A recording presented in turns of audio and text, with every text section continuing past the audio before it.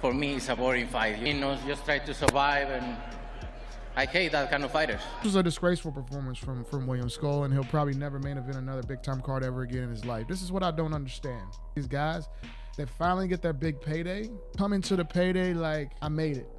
I'm getting paid. Thank God. I'm going to just run around the ring, collect my check, and we good to go, which is cool. But why not make something of it? What's another one? Charlo against Canelo.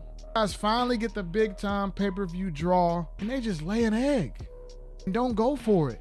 As opposed to guys that fight against a big name and lose, but actually go for it. What happens to those guys?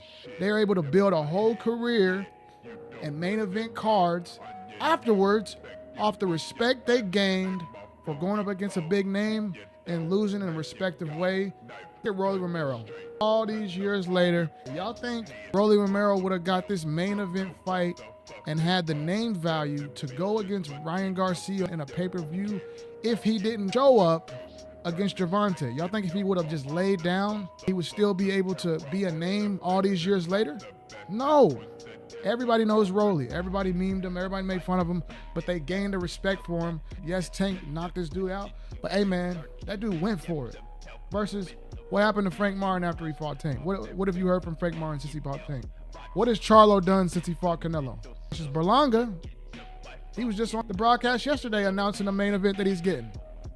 If you actually go for it, people will respect you even if you lose. Berlanga went for it. Berlanga got dropped. Berlanga got hurt, but he stood in there and he fought. Berlanga's still getting main events. Caleb Plant's still getting main events. The guys that actually go for it and lose to these big names in a respectable fashion will still be able to build a career years and years after it. William Scull, what was the point? What were you doing, man?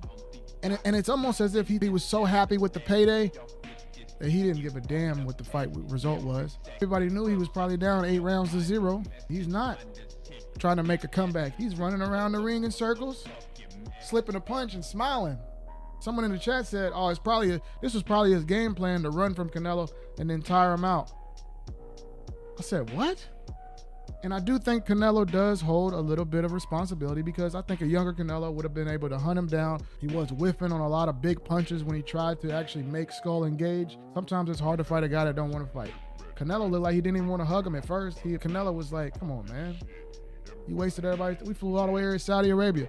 This how you perform? You know you ain't never going, this is it. This is it for you.